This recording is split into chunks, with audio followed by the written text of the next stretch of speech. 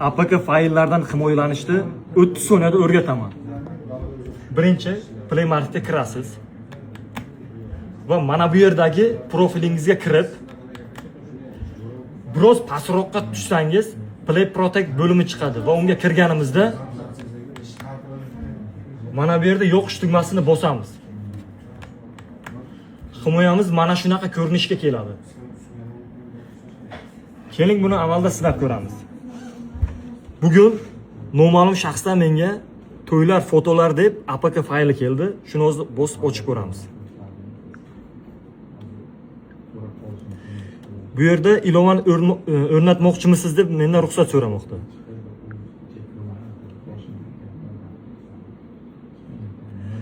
Ko'rib turganingizdek, Play Protect himoyasi zararli ilovani o'rnatishga ruxsat bermadi.